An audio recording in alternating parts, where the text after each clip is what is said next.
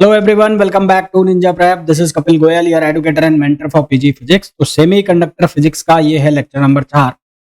और ये वाला लेक्चर और इसके अगले वाला लेक्चर दोनों होने वाले हैं थ्योरेटिकल, क्योंकि हम इसमें प्योर सेमी कंडक्टर की थ्योरी पढ़ेंगे। ये जो चैप्टर आपका चल रहा है सेमी कंडक्टर फिजिक्स, आपने देखा होगा कि इसमें क्वेश्चंस तो हमने किए हैं, न्यूमेरिकल क्वेश्चंस, पर थ्योरेटिकल पोर्शन भी बहुत ज़्यादा है। और क्वेश्चंस किस तरह के बनते हैं वो मैं आपको बता चुका हूं, जैसे कि मोबिलिटी के ऊपर या डिफ्यूजन कांस्टेंट के ऊपर, है ना, ये कंडक्टिविटी के ऊपर किस तरह के क्वेश्चन बनते हैं वो सब मैं आपको डिस्कस कर चुका हूं। बाद में हम प्रैक्टिस क्वेश्चंस करेंगे तो मैं आपको और ज़्यादा तरीके से बताऊंगा और बेहतरीन तरीके से बताऊंगा कि किस तरह से और क्वेश्चन को फ्रेम किया जा सकता है। ये वाला लेक्चर और इसके अगला वाला लेक्चर जो दोनों हैं वो थ्योरेटिकल होने वाले हैं। तो इसको 1.5x या 2x की स्पीड पर देखना तो ज़्यादा जल्दी ये खत्म होगा। बाकी नोट्स वगैरह तो मैं आपको सब लिख के प्रोवाइड कराता हूँ। आप अपने बनाते हैं तो बहुत अच्छी बात है, नहीं तो ये नोट्स भी आप डायरेक्ट प्रिंट आउट में लेकर और इनसे भी आप काम चला सकते हैं। चलिए स्टार्ट करते हैं आज का लेक्चर।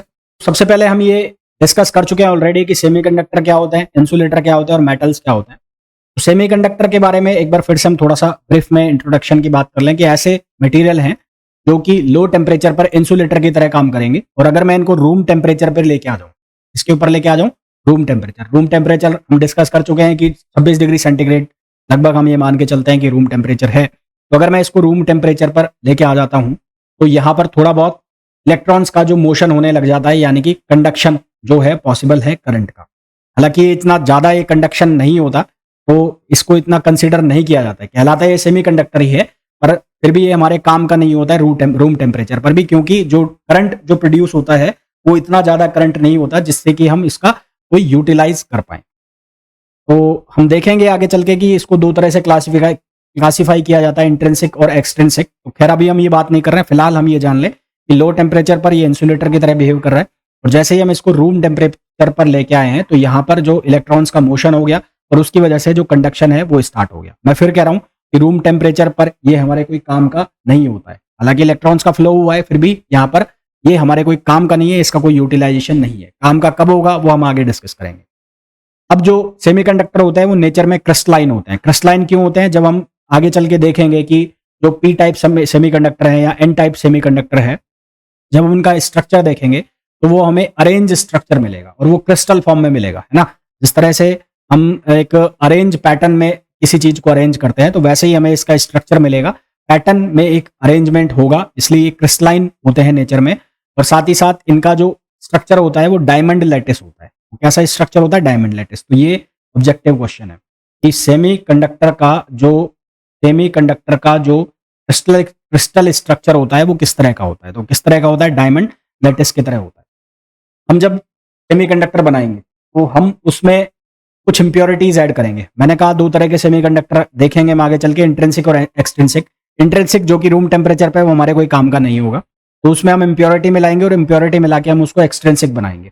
अब इंप्योरिटी मिलाने के लिए कुछ ना कुछ एलिमेंट्स ऐड करने पड़ेंगे। तो दो तरह के एलिमेंट्स ऐड किए जाते हैं, ग्रुप 5 के एलिमेंट और एक जो है ग्रुप 3 के एलिमेंट। ग्रुप 5 के एलिमेंट जिनके पास 5 इलेक्ट्रॉन्स होते हैं वैलेंस शेल के अंदर, और ग्रुप 3 के एलिमेंट जिनके पास आउटर शेल में 3 इलेक्ट्रॉन्स होते हैं, उनको ग्रुप 3 के एलिमेंट बोला जाता है। तो ये ग्रुप 3 के एलिमेंट है चाहे ग्रुप 5 के एलिमेंट है, इनको ऐड कराया जाता है ग्रुप 4 के एलिमेंट के अंदर, है ना। तो जनरली ये माना जाता है कि जो ग्रुप 4 के एलिमेंट है, जनरली ये माना जाता है कि जो ग्रुप 4 के एलिमेंट हैं वो क्या बनाते हैं? वो सेमीकंडक्टर बनाते हैं। ग्रुप 4 के जो एलिमेंट है जिनके पास आउटर शेल में 4 इलेक्ट्रॉन्स होते हैं, वो क्या बनाते हैं? वो बनाते हैं सेमीकंडक्टर। पर ऐसा ट्रू नहीं है कि सारे के सारे ही ग्रुप 4 के एलिमेंट सेमीकंडक्टर बनाते हों। जैसे कि अगर मैं ग्रुप 4 के एलिमेंट्स की बात करूं, ग्रुप 4 के एलिमेंट में होता है कार्बन, ग्रुप 4 के एलिमेंट में होता है सिलिकॉन, ग्रुप 4 के एलिमेंट में होता है जर्मेनियम, ग्रुप 4 के एलिमेंट में होता है पीबी, ग्रुप 4 के एलिमेंट में होता है एसएन। ये सारे ग्रुप 4 के एलिमेंट है। पर अगर मैं ध्यान से देखूं तो कार्बन जो है उसका जो बैंड एनर्जी गैप है वो 7 इलेक्ट्रॉन वोल्ट का होता है, और ये रूम टेम्परेचर पर किसकी तरह बिहेव करता है? ये इंसुलेटर की तरह बिहेव करता है। वहीं अगर सिलिकॉन और जर्मेनियम की बात करूं तो सिलिकॉन का जो बैंड एनर्जी गैप है वो 1.1 इलेक्ट्रॉन वोल्ट है, जबकि जर्मेनियम का 0.7 इलेक्ट्रॉन वोल्ट होता है। ये आप याद भी रखना, आपको कई बार ऑब्जेक्टिव क्वेश्चंस में पूछा भी जाता है और न्यूमेरिकल में भी इसकी जरूरत है। वहीं अगर मैं टिन और लिड की बात करूं, यानी कि पीबी और एसएन की मैं बात करूं, तो इसका जो बैंड एनर्जी गैप है वो 0.1 इलेक्ट्रॉन वोल्ट है, जो कि किसकी तरह बिहेव करते हैं? कंडक्टर की तरह। तो जो मैंने कहा कि ऐसा माना जाता है कि ग्रुप 4 के जो एलिमेंट्स हैं वो बेसिकली सेमीकंडक्टर होते हैं। तो आपने देखा सारे के सारे एलिमेंट्स जो हैं वो सेमीकंडक्टर नहीं बनाते। सिलिकॉन और जर्मेनियम जो है वो सेमीकंडक्टर बनाता है, जबकि टिन और लीड जो है वो कंडक्टर का काम करता है। फिर हम ये ऑलरेडी डिस्कस कर चुके हैं कि जो सेमीकंडक्टर है उनके अंदर जो बॉन्डिंग होती है वो किस तरह की बॉन्डिंग होती है, कोवेलेंट बॉन्डिंग होती है। जबकि मेटल्स के अंदर हमने देखा था मेटालिक बॉन्डिंग, और जो इंसुलेटर है उसके अंदर हमने देखा था आयोनिक बॉन्डिंग होती है। तो यहाँ पर कोवेलेंट बॉन्डिंग जो होती है वो कैसे होती है, यहाँ पर दो इलेक्ट्रॉन्स जो ऑपोजिट स्पिन के होते हैं वो एक दूसरे से इलेक्ट्रॉन्स को शेयर करके वो कोवेलेंट बॉन्डिंग करते हैं। फिर अगर मैं जर्मेनियम और सिलिकॉन की बात करूं, इसकी बात करूं, जर्मेनियम और सिलिकॉन की बात करूं, तो इनके जो मिलर इंडाइसिस होते हैं, मिलर इंडाइसिस क्या होते हैं आप लोगों को थोड़ा बहुत आइडिया होगा, और ज्यादा हम इसके बारे में पढ़ेंगे किसके अंदर, सॉलिड स्टेट के अंदर। तो जर्मेनियम और सिलिकॉन के जो मिलर इंडाइसिस होते हैं वो 111 है ना, 111 इनके मिलर इंडाइसिस होते हैं। ये अगेन एक ऑब्जेक्टिव क्वेश्चन बन गया। क्या बन गया? Objective question. ठीक है, तो यहां तक जो ऑब्जेक्टिव क्वेश्चन बन सकते हैं वो क्या बन सकते हैं, जर्मेनियम सिलिकॉन के लिए उसका मिलर इंडाइसिस, सेमीकंडक्टर में किस तरह की बॉन्डिंग होती है, सिलिकॉन का बैंड एनर्जी गैप, जर्मेनियम का बैंड एनर्जी गैप, टिन और लीड सेमीकंडक्टर होते हैं या नहीं होते, कार्बन सेमीकंडक्टर होता है या नहीं होता।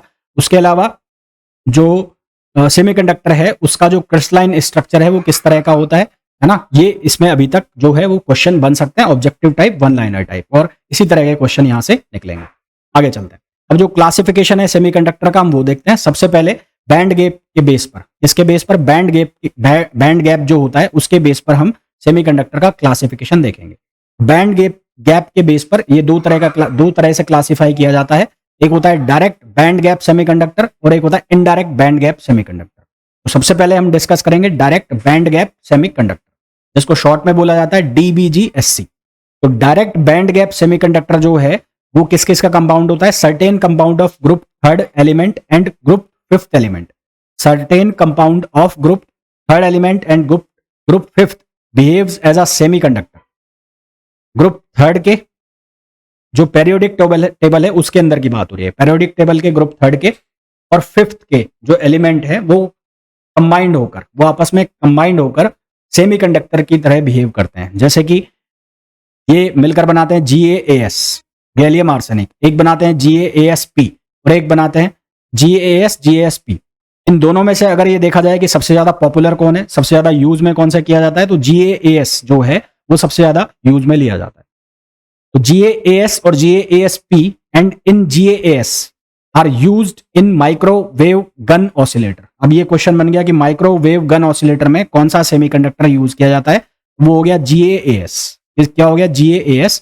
इसके अलावा ये पूछ लिया जाता है कि माइक्रोवेव गन ऑसिलेटर जो है उसमें कौन से टाइप का जो सेमीकंडक्टर होता है। तो हो सकता है आपको GaAs ना मिले तो उसमें आपको ये लिखा मिले direct band type, indirect band type, intrinsic, extrinsic. तो क्या लिखोगे? Direct band gap type semiconductor. जो GaAs है जो कि ज्यादा पॉपुलर है, उसके जो मिलर इंडाइसिस होते हैं वो क्या होते हैं? 110।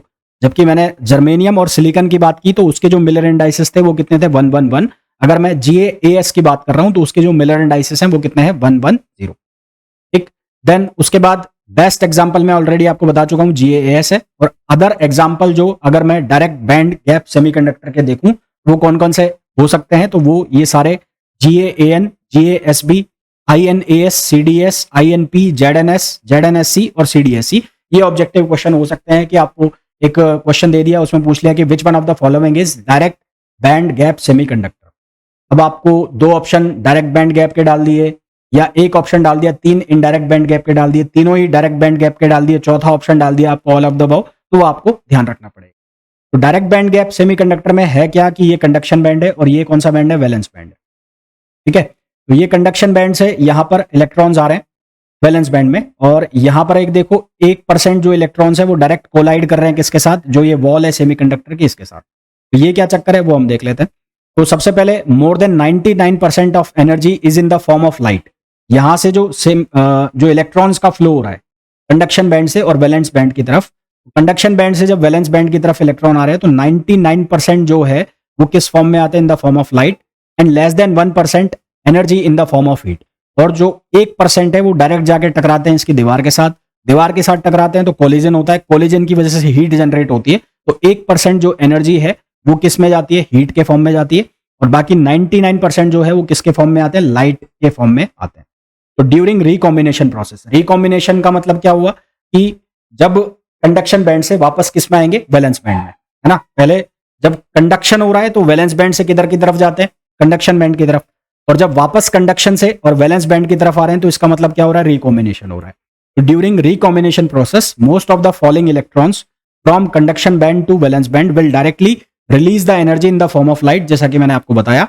हेंस इसलिए इनका जो नाम है वो होता है डायरेक्ट बैंड गैप सेमीकंडक्टर, क्योंकि 99% जो है वो लाइट के फॉर्म में आ रहे हैं, इसलिए इनका नाम है क्या, डायरेक्ट बैंड सेमीकंडक्टर। और इनडायरेक्ट बैंड गैप में इनका उल्टा हो जाएगा, 1% जो है, जो अभी जो 1% हमें हीट मिल रही है वो इनडायरेक्ट में 99% हीट हो जाएगी और 1% हो जाएगी लाइट, तो वो हो जाएंगे इनडायरेक्ट बैंड गैप।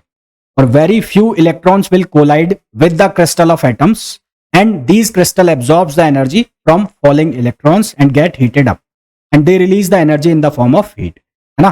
तो यहां पर सीधा सीधा सा आपको फंडा ये ध्यान रखना है कि जब भी रिकॉम्बिनेशन होगा डायरेक्ट बैंड गैप में, रिकॉम्बिनेशन का मतलब है कंडक्शन से और कहां पर आएंगे, वैलेंस बैंड की तरफ, तो जब भी रिकॉम्बिनेशन होगा तो रिकॉम्बिनेशन में 99% जो इलेक्ट्रॉन है वो सीधे आ जाएंगे लाइट के फॉर्म में, 1% जो है वो वैलेंस बैंड के जो इलेक्ट्रॉन्स है उसके साथ टकराएंगे तो कोलिजन होगा, कोलिजन से हीट जनरेट होगी, वो कितनी परसेंट होगी, 1%। डायरेक्ट बैंड के मैंने आपको एग्जांपल बता दिए, सबसे ज्यादा जो पॉपुलर होता है वो GAS होता है, जिसके ऊपर सबसे ज्यादा क्वेश्चंस पूछे जाते हैं। बाकी एग्जांपल्स भी आपको थोड़े बहुत याद रखने पड़ेंगे क्योंकि क्वेश्चन पुटअप हो सकता है। Energy of falling electron charge both kinetic energy and potential energy, जो एनर्जी है वो दोनों फॉर्म में होती है, काइनेटिक एनर्जी और पोटेंशियल एनर्जी के फॉर्म में, दोनों में होती है। The direction of falling electron does not change, जो इलेक्ट्रॉन्स नीचे आ रहे हैं उनकी डायरेक्शन चेंज नहीं होती, मोमेंटम जो है वो चेंज होता है ना, momentum of falling electrons changes, direction of falling electron does not change. Relatively carrier life time is less as compare to indirect band gap semiconductor, इनका जो करियर लाइफ टाइम होता है वो इनडायरेक्ट बैंड सेमीकंडक्टर के comparison में क्या होता है, कम होता है। ठीक है, ये भी एक पॉइंट है और ये भी एक पॉइंट है, तो ये आपको ध्यान रखने पड़ेंगे किसके केस में, डायरेक्ट बैंड गैप सेमीकंडक्टर के केस में। फिर हमारे पास दूसरे तरह के कौन से आते हैं, indirect band gap semiconductor. Indirect band gap semiconductor के एग्जांपल कौन कौन से हो गए, जर्मेनियम, सिलिकॉन, ALP एल्यूमिनियम और P मतलब फास्फोरस, ALSB, GAP और AALAS।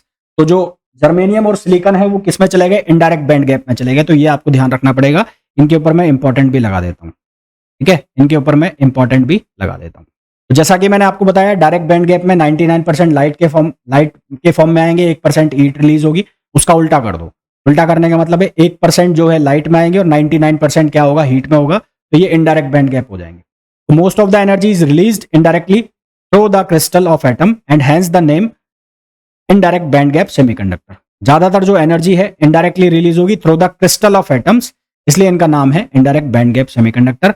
रिकॉम्बिनेशन होगा जब इलेक्ट्रॉन्स कंडक्शन बैंड से वैलेंस बैंड में आएंगे, तो 99% जो है वो एनर्जी रिलीज करेंगे, वो कोलाइड कर जाएंगे, 1% किसके फॉर्म में आएंगे, लाइट के फॉर्म में आएंगे, यानी कि उसका जस्ट उल्टा हो गया, जो हमने कहां पर बात की थी, हमने डायरेक्ट बैंड गैप केस में बात की थी। द एनर्जी जो है, energy of falling electron changes both kinetic energy and potential energy.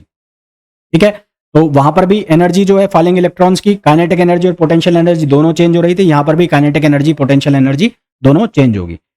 Direction वहां पर चेंज नहीं हो रही थी, यहां पर क्या होगा, direction of falling electron very slightly changes because of collision with the crystal atom. यहां पर डायरेक्शन जो है वो चेंज होगी क्योंकि यहां पर 99% जो है वो टकरा रहे हैं और 1% सीधे आ रहे हैं, तो यहां पर डायरेक्शन जो है वो क्या हो जाएगी, चेंज हो जाएगी। मोमेंटम वहां पर चेंज हो रहा था, यहां पर भी मोमेंटम क्या होगा, चेंज होगा। यहां पर जो करियर लाइफ टाइम है वो ज्यादा होगा, किसके कंपैरिजन में, डायरेक्ट बैंड के कंपैरिजन में लाइफ टाइम ज्यादा होगा। ठीक है, तो ये दो तरह के हो गए, एक हो गया डायरेक्ट बैंड गैप और एक हो गया इनडायरेक्ट बैंड गैप। फिर हम बात कर लेते हैं इंट्रिंसिक सेमीकंडक्टर। इंट्रिंसिक सेमीकंडक्टर कौन से होते हैं, ऐसे सेमीकंडक्टर जो कि प्योर फॉर्म में होते हैं, जो आप एक्सट्रैक्ट करते हो अर्थ से, तो अर्थ से एक्सट्रैक्ट करने के बाद जो सेमीकंडक्टर आता है उसको हम कहते हैं प्योर सेमीकंडक्टर और नॉन डीजनरेटिव सेमीकंडक्टर। इसको नाम दिया जाता है नॉन डीजनरेटिव और प्योर सेमीकंडक्टर।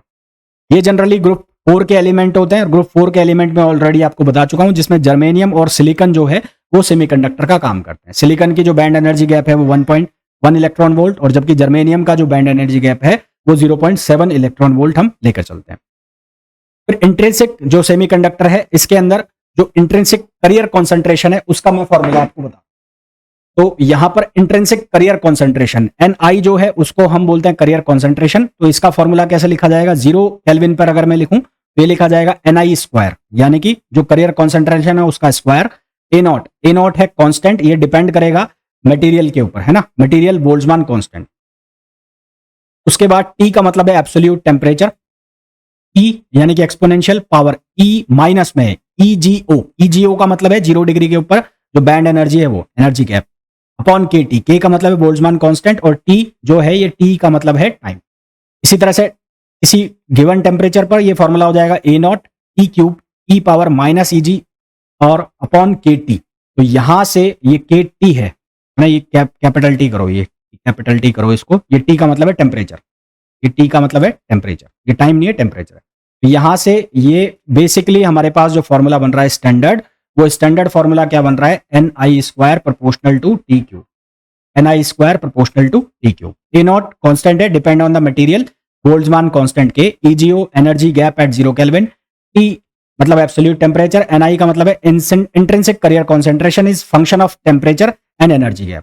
तो ये एक इंपॉर्टेंट लाइन आ गई कि जो इंट्रिंसिक करियर कॉन्सेंट्रेशन है वो किसका फंक्शन होती है, फंक्शन होती है मतलब किस पे डिपेंड करती है, वो किस पे डिपेंड कर रही है, टेम्परेचर पर डिपेंड कर रही है, साथ ही साथ वो बैंड एनर्जी गैप पर भी डिपेंड कर रही है।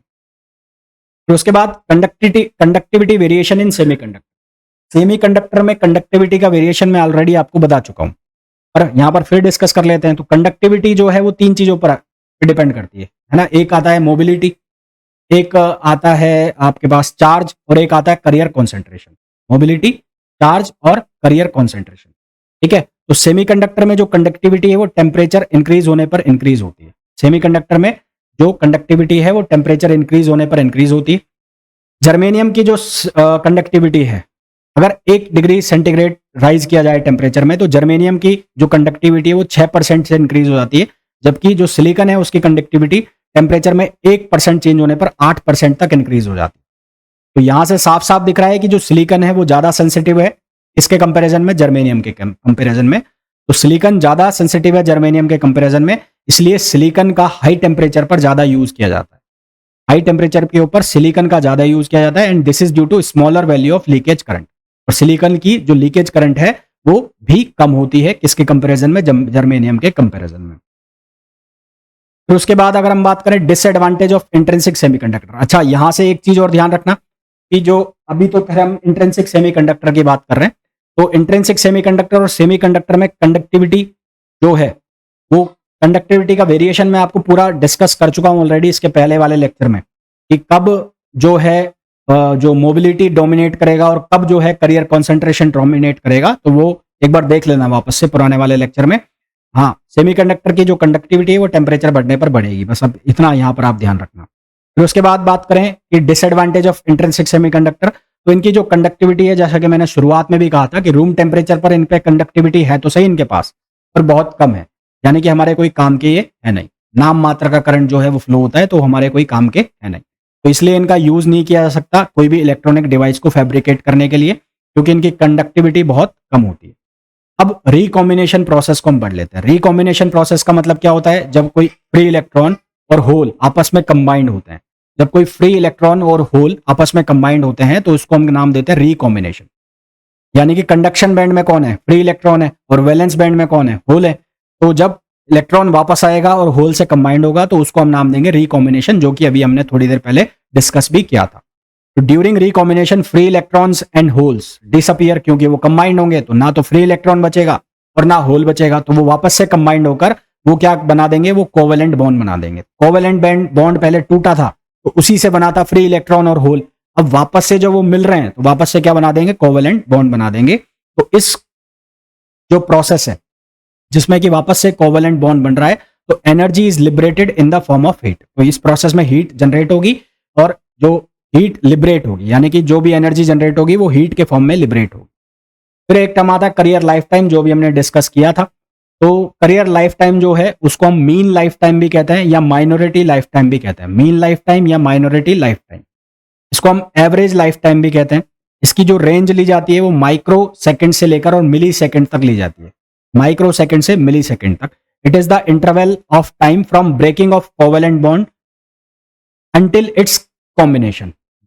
ठीक है, it is the interval of time, पहले कोवेलेंट बॉन्ड टूटा और फिर वापस से जो रिकॉम्बिनेशन हुआ, तो उन दोनों के बीच का जो पूरा पूरा टाइम है उसको हम क्या नाम देते हैं, कैरियर लाइफ टाइम। वापस से सुनो, पहले कोवेलेंट बॉन्ड टूटा, टूटने के बाद फिर वापस रिकॉम्बिनेशन होगा, तो इस पूरे बीच के जो टाइम फ्रेम है उसको हम क्या नाम देंगे, कैरियर लाइफ टाइम, और इसको हम डिनोट करेंगे किससे, टाउ से। फिर आगे बात करें डोपिंग।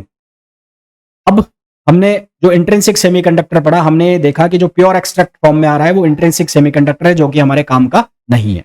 तो उसको हमारे काम का बनाना है। काम का कब बनेगा, जब उसकी कंडक्टिविटी बढ़ जाएगी।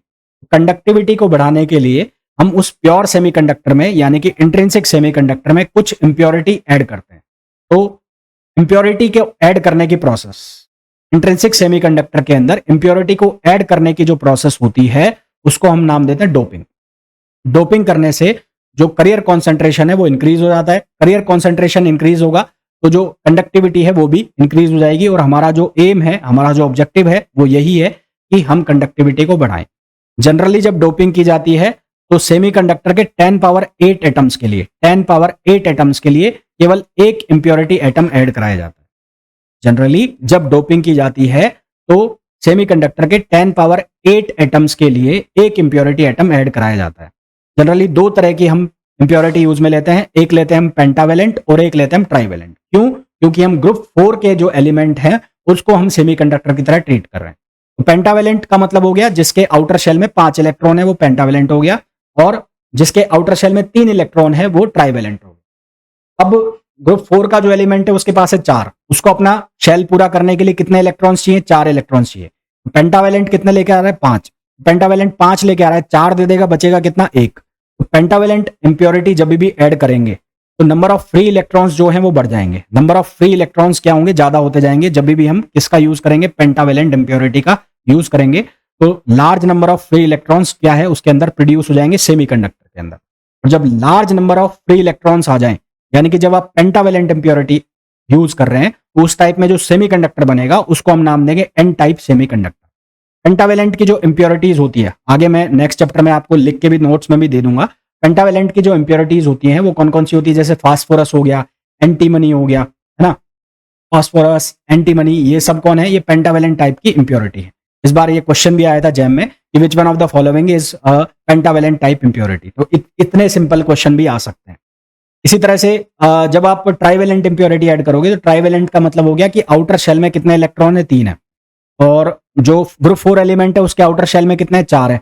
तो 4 और 3 7 हुए तो एक कम रह गया, एक कम रह गया यानी कि वैकेंसी क्रिएट हो गई। वैकेंसी क्रिएट होने का मतलब है होल बन जाना। तो जब भी हम ट्राइवेलेंट टाइप की इंप्योरिटी ऐड करते हैं तो जो नंबर ऑफ होल्स हैं उनका जो पॉपुलेशन है वो बढ़ जाती है ना। तो ज्यादा जो सेमीकंडक्टर के अंदर है वो कौन हो जाता है, नंबर ऑफ होल्स। और जब नंबर ऑफ होल्स ज्यादा हो जाते हैं तो उसको हम कहते हैं पी टाइप सेमीकंडक्टर। यानी कि जब आप ट्राइवेलेंट इंप्योरिटी ऐड करेंगे, ट्राइवेलेंट इंप्योरिटी कौन सी होती है, जैसे कि बेरियम, है ना, इंडियम, ये और बोरोन, ये जो है वो कौन सी इंप्योरिटी हो गई, ये ट्राइवेलेंट इंप्योरिटी हो गई। तो ट्राइवेलेंट इंप्योरिटी जब ऐड करोगे तो बनेगा पी टाइप, और पेंटावेलेंट जब ऐड करोगे तो बनेगा एन टाइप। उसके बाद जो डोपिंग है उसके लिए कुछ स्टैंडर्ड डोपिंग लेवल होते हैं। जैसे कि अगर आपको बोला जाए मॉडरेट डोपिंग हो रही है, मॉडरेट डोपिंग का मतलब है कि जो 10 पावर 6 से 10 power 8 on number of atoms semiconductor के अंदर, सेमीकंडक्टर के अंदर 10 पावर 6 से 10 पावर एटम्स के लिए एक इंप्योरिटी एटम ऐड करा दिया जाए तो उसको बोलते हैं मॉडरेट डोपिंग। यदि 10 पावर 11 एटम्स के लिए एक इंप्योरिटी एटम ऐड कराया जा रहा है तो उसको बोलते हैं लाइट डोपिंग। यदि 10 पावर 3 एटम्स ऑफ सेमीकंडक्टर के लिए एक इंप्योरिटी एटम ऐड कराया जा रहा है तो उसको बोलते हैं हाईली डोप्ड या हेवीली डोप्ड। हाईली डोप्ड या हेवीली डोप्ड तो हम जो नॉर्मली हम जो यूज करते हैं, जनरली जो हम यूज करते हैं वो करते हैं ये वाली, मोस्ट कॉमनली यूज कौन सी है, मॉडरेट डोपिंग, जिसमें 10 power 6 to 10 power 8 semiconductor atoms के लिए एक इंप्योरिटी एटम ऐड कराया जाता है। Minimum doping required to convert an intrinsic semiconductor into extrinsic, ये मैं आपको ऑलरेडी बता चुका हूं, 10 पावर 8 पर 1। यदि डोपिंग लेवल जो है वो मिनिमम से कम है ना, यदि डोपिंग लेवल मिनिमम से कम है तो सेमीकंडक्टर चेंज नहीं होगा, इंट्रिंसिक से एक्सट्रिंसिक में चेंज नहीं होगा, वो इंट्रिंसिक ही बना रहेगा। तो इस चैप्टर में इतना ही, इस लेक्चर में इतना ही। इसके अगले वाले लेक्चर में हम ये देखेंगे कि एन टाइप सेमीकंडक्टर का क्रिस्टल स्ट्रक्चर कैसा होगा, पी टाइप का कैसा होगा। उसके बाद जो करंट फ्लो होता है, majority current flow, minority current flow, वो किस तरह से होता है। फिर सेमीकंडक्टर के अंदर जो फॉरवर्ड करंट होगी और जो रिवर्स करंट होगी वो कैसे हम यूज करते हैं, वो या उसका कैसे वेरिएशन होता है वो हम देखेंगे इसके आने वाले लेक्चर के अंदर। तो अगले 2 लेक्चर के अंदर ये सेमीकंडक्टर जो है वो हो जाएगा फिनिश। देन उसके बाद इसमें बचेगा हमारा फ्री इलेक्ट्रॉन थ्योरी। तो 2 से 4 क्लास के अंदर वो फ्री इलेक्ट्रॉन थ्योरी जाएगा। मैं आपको पहले भी कह चुका हूं कि कई जगह पर ये जो सेमीकंडक्टर फिजिक्स है इसको सॉलिड स्टेट के अंदर पढ़ाया जाता है और कई जगह इसको इलेक्ट्रॉनिक्स के अंदर पढ़ाया जाता है, क्योंकि ज्यादातर जो यूज इसका है, एप्लीकेशन जो इसके हैं इलेक्ट्रॉनिक्स के अंदर है, इसलिए मैं आपको इलेक्ट्रॉनिक्स में इसमें साथ में पढ़ा रहा हूं। जब मैं आपको सेमीकंडक्टर में पढ़ाऊंगा तो वहां पर यही लेक्चर्स मैं अपलोड कर दूंगा। मैं वापस से इस चीज को नहीं पढ़ाऊंगा क्योंकि सेम चीज पढ़ाने का बार बार कोई सेंस है नहीं। तो इस लेक्चर के अंदर इतना ही, मिलते हैं नेक्स्ट वीडियो में। Till then thank you, bye bye.